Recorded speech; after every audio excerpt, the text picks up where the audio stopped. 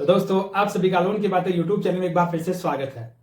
अब तक आप लोगों ने काफी सारे वीडियोस देख लिए होंगे कि होम लोन क्या है, किस प्रकार से हम ले सकते हैं, और अभी तक भी आप लोगों के मन में अगर डाउट बचा हुआ है तो वो आज आपका लास्ट वीडियो होने वाला है। इसके बाद में सीधा आप लोगों को होम लोन मिलने वाला है मित्रों, क्योंकि जैसा कि आपको पता है कि इस चैनल के ऊपर आपको जो भी जानकारी मिलती है वो बिल्कुल एक्सपीरियंस के साथ में देता हूं, ऑफिशियल जानकारी देता हूं और सबसे सटीक जानकारी देता हूं। मैंने एक बात मैं आपको और कंफर्म कर दूं कि मैंने यहाँ पर किसी ब्रांड का, किसी कंपनी का, किसी बैंक का प्रचार नहीं किया, यानी कि ये जो भी मैं आपको बातें बताऊंगा वो बिल्कुल 100% खरी खरी बताने वाला हूं। दोस्तों अगर आप लोग अगर जयपुर के आसपास के हैं तो हम उनको होम लोन के लिए काफी सारी फैसिलिटीज भी अवेलेबल करवाते हैं। उनको किसी भी प्रकार की अगर होम लोन से रिगार्डिंग या किसी भी लोन से संबंधित अगर कोई एडवाइस चाहिए तो वो हमें @लोन की बातें के ऊपर हमें डायरेक्ट इंस्टाग्राम पर डीएम भी कर सकते हैं। दोस्तों तो चलिए शुरू करते हैं मित्रों। जैसा कि मैं आपको बता दूं कि हमने इस वीडियो को भैया 4 भागों में डिवाइड किया है। अब होम लोन ले रहे हैं तो हमें आज मैं आपको सारी चीजें यहाँ पर क्लियर कर दूंगा। देखो दोस्तों 4 भागों में मैंने किस प्रकार से इसको डिवाइड किया कि पहले भाग में मैं आपको बताऊंगा कि होम लोन की कैटेगरीज क्या है, यानी किन किन चीजों के लिए आपको होम लोन मिल सकता है। दूसरा मैं आपको उसका कंप्लीट प्रोसेस बताऊंगा, अभी मोबाइल का पूरा वीडियो देखने के बाद से लेकर आपके खाते में पैसे कैसे आएंगे वहां तक का मैं पूरा प्रोसेस बताऊंगा, लोन डिस्बर्स होने तक का। तीसरा आप लोगों को इस होम लोन में कौन कौन सी जानकारियां और सावधानियां और क्या क्या प्रकार के आपको मोल भाव करने पड़ेंगे जिससे आप लोग लाखों रुपए अपने बचा सकते हैं। और जो भी बातें बताऊंगा आपकी 99.99% तक सभी बैंक या आप किसी भी बैंक से लीजिए, किसी भी हाउसिंग फाइनेंस से लीजिए, सभी के ऊपर यहां पर अप्लाई होने वाली है। और वीडियो के सबसे लास्ट में आपको एक सुपर मैजिक ट्रिक देने वाला हूं दोस्तों। अगर आप लोगों ने अब तक लोन नहीं लिया है और आप लोग चाहते हैं कि यस मैं होम लोन लूं, मुझे सबसे अच्छी डील मिले, तो भैया वीडियो के भाग नंबर 4 के अंदर हमने इसको डिवाइड किया। अब आप लोगों की इच्छा है, आप अगर आपको कुछ भी पता नहीं है तो आप लोग अभी मेरे साथ बने रहिएगा। जिस पार्ट को आपको चाहिए तो आप लोग वीडियो को स्किप भी कर सकते हैं, लेकिन मेरे हिसाब से अगर आप लोग वीडियो को स्किप करते हैं तो इसमें तेरा घाटा मेरा कुछ नहीं जाता। तो दोस्तों चलिए शुरू करते हैं। सबसे पहले मैं बात करता हूं दोस्तों होम लोन किन किन दोस्तों को मिल सकता है। सबसे पहला है कंस्ट्रक्शन। अगर आप लोगों के पास में खुद की प्रॉपर्टी कंस्ट्रक्शन करवाना चाहते हैं उसके अंदर आपको होम लोन मिल जाएगा दोस्तों। दूसरा, अगर आप लोग कोई फ्लैट, प्लॉट या कुछ भी अगर आप लोग रहने से रिलेटेड अगर आप लोग कहीं कुछ खरीदते हैं यानी परचेज वगैरह करते हैं तो उस कैटेगरी में आपको होम लोन मिल जाएगा। अगर आपके पास में घर वगैरह, फ्लैट वगैरह, बंगला है, गाड़ी भी दोस्तों बंगला है, अगर आप लोग उसका रिपेयर करवाना चाहते हैं या रिनोवेशन करवाना चाहते हैं तो भी आपको होम लोन मिल जाएगा। इसके अलावा अगर आप लोगों के पास में पहले से कोई लोन चल रहा है और उस लोन का अमाउंट है जो आप इधर ट्रांसफर करवाना चाहते हैं, इधर अगर आपको अच्छी इंटरेस्ट रेट मिल जाए तो आप लोग उधर भी करवा सकते हैं, यानी बैलेंस ट्रांसफर भी आप लोग होम लोन में करवा सकते हैं दोस्तों। इसके अलावा और जितने भी अनआइडेंटिफाइड प्रॉपर्टीज है उनके ऊपर भी आप लोग लोन ले सकते हैं दोस्तों। अब हम चलते हैं वीडियो के भाग नंबर 2, जिसके ऊपर मैं आपको पूरा प्रोसेस बताने वाला हूं कि किस प्रकार से आपके खाते में पैसा आएगा, क्या क्या आपको वहां पर प्रक्रियाओं के साथ में गुजरना होगा। तो मित्रों आप लोग अप्लाई करेंगे, सबसे पहले आप 2 प्रकार से आप अप्लाई कर सकते हैं, ऑनलाइन भी कर सकते हैं और ऑफलाइन भी कर सकते हैं। मेरी राय रहेगी आप लोग अपने नजदीकी किसी भी हाउसिंग फाइनेंस में या बैंक में आप लोग जरूर जाइएगा। अगर आप लोग गांवों के क्षेत्रों में हैं तो वहां पर बहुत सारे बैंक वगैरह लोन नहीं देते हैं, तो वहां पर आपको हाउसिंग फाइनेंस ही आपको लोन देगी, तो उसके लिए आपको उन्हीं का सहारा लेना पड़ेगा। बस ध्यान रखिएगा एनबीएफसी से रजिस्टर्ड हो। बस नुकसान ये होता है कि वो बैंक की तुलना में थोड़ा सा चार्जेस ज्यादा लेते हैं दोस्तों। तो आप लोगों को जाना है अपने किसी भी नियरेस्ट ब्रांच में जाना। अब कोई इतना भी आलसी हो कि जो बैठा बैठा चाहता नहीं मैं अपने घर से लोन करवा लूं, तो वो तो भूल जाओ आप लोग।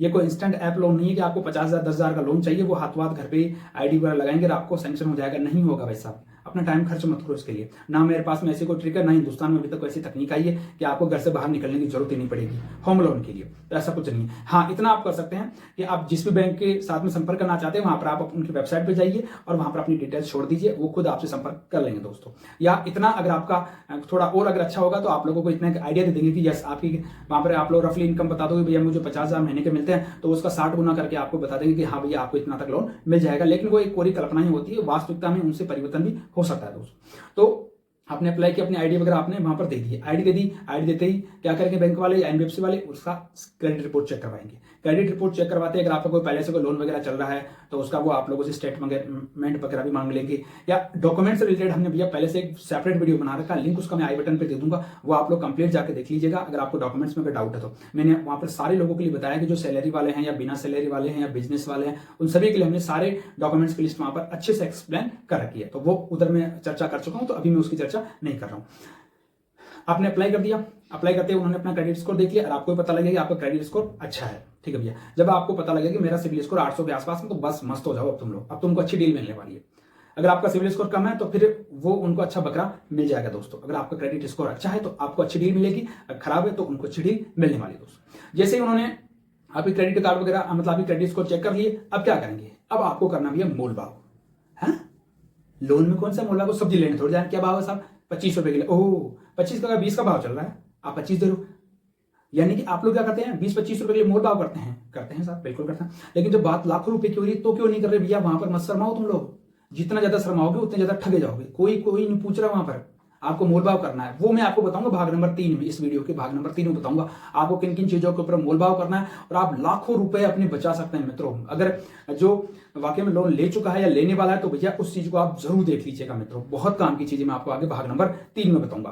तो वहां पर मोलभाव करना है आपको, ठीक है। तो वो मोलभाव आपने कर लिया, सब कुछ आपने आराम से बड़ी आलो से बातचीत कर ली। अब क्या आपका प्रोसेस स्टार्ट होगा? अब प्रोसेस स्टार्ट होगा आपके डॉक्यूमेंट्स चेक किए जाएंगे कि डॉक्यूमेंट्स वगैरह कम तो नहीं है। जैसे मान लो लोन वगैरह है, आपने सैलरी स्लिप वगैरह दे दी, बिजनेस का आपने आइडिया दे दिया। जैसे मान लीजिए आपका 3 साल से पुराना आपका बिजनेस नहीं होना चाहिए, तो वो सारी चीजें आप लोगों ने दे दी है और इतना काम आपका यहाँ तक हो चुका है। अब क्या होगा? अब आपकी होगी जो आपने डॉक्यूमेंट्स दिए हैं उनको वेरीफाई किया जाएगा। जैसे मान लीजिए आपने घर का एड्रेस दिया तो वहां पर बैंक या कंपनी वाले आपके घर पे आएंगे, आपकी लोकेशन के ऊपर आएंगे, सेल्फी वगैरह आपकी खींचेंगे और वेरीफाई करेंगे यहाँ पर आप लोग रहते हैं, ये आपका रेजिडेंसी है, यानी एड्रेस वगैरह आपको वहां पर प्रूफ हो गया। इसके अलावा जैसे मान लीजिए आपसे उसी समय आपके कोई भी जो 2 जानकार लोग होंगे उनके मोबाइल नंबर नाम पते वाले लिखवा लिए जाएंगे कि भविष्य में मान लो अगर आप कॉल नहीं उठाओगे, EMI नहीं चुकाओगे तो उनको भी हम कॉल कर सकते हैं। इसके अलावा अगर आपका लोन अमाउंट थोड़ा सा ज्यादा है और गारंटर की जरूरत है तो गारंटर का आधार कार्ड और पैन कार्ड और 2 फोटो वहां पर रख ली जाती है दोस्तों, क्योंकि गारंटर भी वहां पर वैसे मोस्टली जरूरत नहीं होता, लेकिन फिर भी अगर कुछ ज्यादा जटिलता होती है वहां पर गारंटर भी 101% लेती है। ये कंपनियां तो जरूर वहां पर गारंटर लेती है दोस्तों। इतना काम अगर आप लोगों ने कर लिया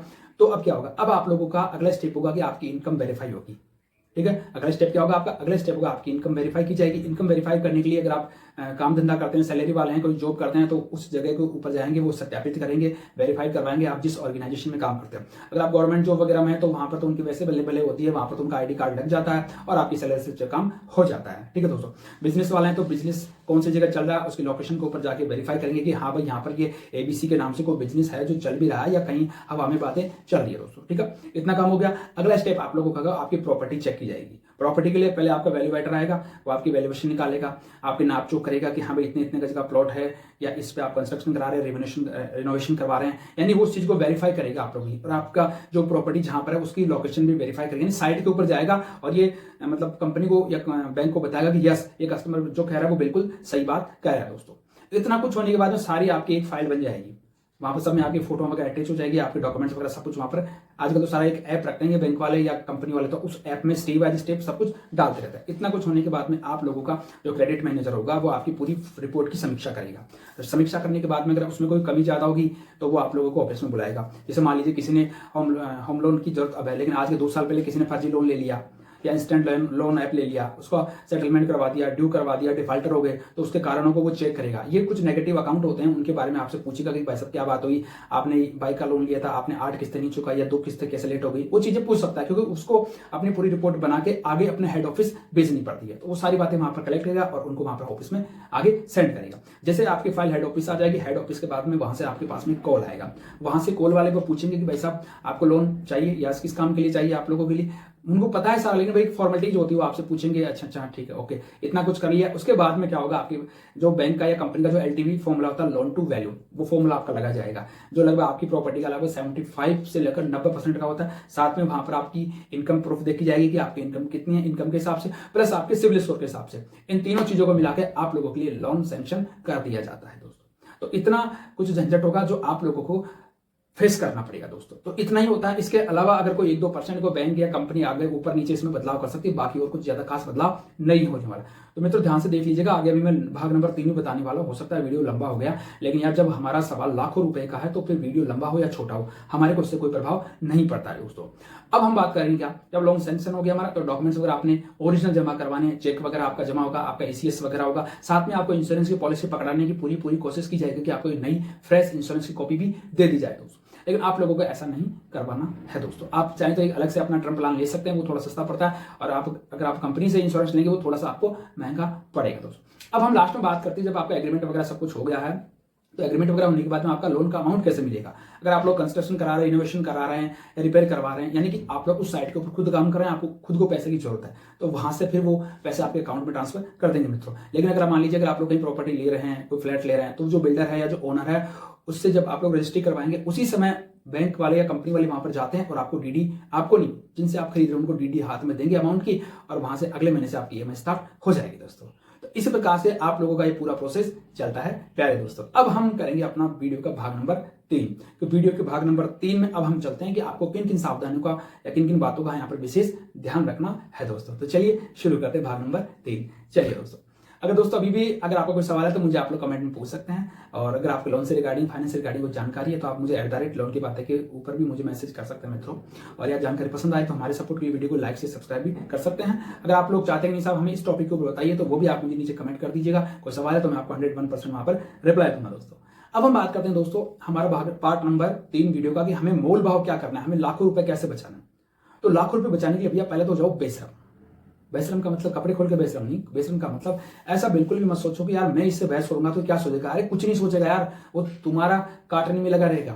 अगर तुम लोग जितना सीधा बनोगे तुम्हारा उतना ज्यादा कटेगा वहां पर, तो आपको कटेगा नहीं, आपको उसको काटने की कोशिश करना, वैसे वो नहीं कटने वाले हैं, ठीक है। लेकिन फिर भी हम कोशिश करेंगे कि हम ज्यादा से ज्यादा अपने पैसे बचा सके। तो हमें जब फाइल को लॉगिन करवा रहे हैं उसी समय आपको किन किन चीजों का ध्यान रखना है। एक तो प्रोसेसिंग फीस को आपको कम करवानी है, सबसे पहला ध्यान रखिएगा। आपको प्रोसेसिंग फीस के ऊपर बहुत तगड़ी बहस करनी है, फाइल चार्ज के ऊपर बहस करनी है, जिसको अपन फाइल चार्ज भी कहते हैं। आपके क्या क्या छुपे चार्जेज, हिडन चार्जेज, जैसे मान लो चेक बाउंस का चार्जेस क्या है, ईएमआई का लेट पेमेंट का चार्जेस क्या है, स्टेटमेंट निकलवाने का चार्जेस क्या है, जो भी इसके जितने भी चार्जेज है उनकी पहले से अपने वहां पर बहस कर लेनी है आपको। इसके अलावा अब बात करते हैं ब्याज की। तो भैया ब्याज के अंदर आप लोगों को 2 प्रकार के ऑफर मिलेंगे, एक तो आपको फ्लोटिंग मिलेगी और एक फिक्स मिलेगी। फ्लोटिंग का मतलब कि जो रिजर्व बैंक जो उसकी रिजर्व मतलब जो आरआर रेट होती है उसके अनुसार 19-20 ऊपर नीचे हो सकता है। जैसे वो रेट बदलेगी वैसे ही आप लोगों की ब्याज दर भी बढ़ जाती है दोस्तों। तो एक काम आप छोटा सा इतना सा कर लीजिएगा कि आप पिछले 10-15 सालों की एक बार आप फ्लोटिंग रेट देख लीजिए होम लोन्स की। अगर वहां पर आपको लग रहा है कि नहीं मुझे बेनिफिट है तो आप फ्लोटिंग के ऊपर जा सकते हैं, और नहीं तो आप लोग फिक्स के ऊपर भी शिफ्ट कर सकते हैं। फिक्स में क्या होगा कि आपका जितने भी साल का टेन्यूर होगा वो पूरे वहां पर फिक्स रेट लगेगी। बस कंडीशन ये होती है कि भैया फ्लोटिंग 1-2% सस्ता होता है और फिक्स रेट हमेशा महंगी देखने को मिलती है प्यारे दोस्तों। यहीं पर एक चीज आपको ध्यान रखनी है कि आपको ड्यूरेशन कितना रखना है लोन का।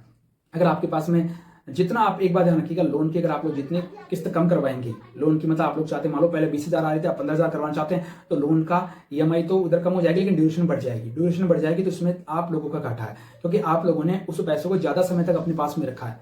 जितने समय तक आप लोग पैसे को ज्यादा रखेंगे उतना ही आप लोग ज्यादा ब्याज चुकाने वाले और उतना ही ज्यादा कंपनी को या बैंक को फायदा होने वाला दोस्तों। तो इस बात का आप लोगों को यहाँ पर ध्यान रखना। अगर आप लोग महिला आवेदक हैं तो आपको पता है 0.5% यानी कि आपको आधा प्रतिशत का वहां पर लाभ देखने को मिल सकता है मित्रों, ठीक है। और अगर आप लोगों का सिविल 800 के आसपास है, 800 प्लस है, 750 से भी ऊपर है, तो भी भैया आप लोगों को 100% पकड़ कर रखना है, क्योंकि जितना प्रेशर तुम लोगों के ऊपर लोन लेने का उससे 4 गुना प्रेशर उन लोगों को लोन देने का है। और एक बात मैं आपको और बता दूं, अगर आप लोग लोन की अप्लाई नवंबर से लेकर फरवरी के बीच में करते हैं तो आप लोगों को लोन मिलने के चांसेस ज्यादा होते हैं दोस्तों। क्यों होते हैं? क्योंकि उनका भी क्या मार्च का फाइनेंशियल ईयर होता है तो उनको टारगेट पूरा करना होता है। तो टारगेट पूरा करने के चक्कर में वो भी लोन को सैंक्शन करने में थोड़ी कई बार नहीं मिलता है, मतलब थोड़ी ढिलाई दे देते हैं, तो वो भी आप लोगों को ध्यान रखना। आगे मूल भाव में आपको क्या करना है कि अगर मैं प्री पेमेंट कर दूं, फ्यूचर में मान लो मेरे पास में पैसे आ गए, मैं इसको जमा करवाना चाहता हूं, तो उसके लिए आप लोग पूछ ले पहले से। वैसे फ्लोटिंग में तो कोई रुपया चार्जेस नहीं लगता, आप लोग कभी भी अपना लोन को बंद करवा दीजिए, या तो उसमें तो कोई चार्जेस नहीं लगता। लेकिन फिक्स में वो क्या 2-3% चार्जेस लेते हैं, तो उसके ऊपर अगर आप लोग मोल भाव करेंगे तो आप अभी एग्रीमेंट से पहले उसको कम करवा सकते हैं दोस्तों, ठीक है। इसके अलावा वो फैसिलिटी तो सभी देते हैं बैलेंस ट्रांसफर की, तो इस चीज का भी आप लोग पूछ लीजिएगा कि बैलेंस ट्रांसफर भी होता है या नहीं होता है।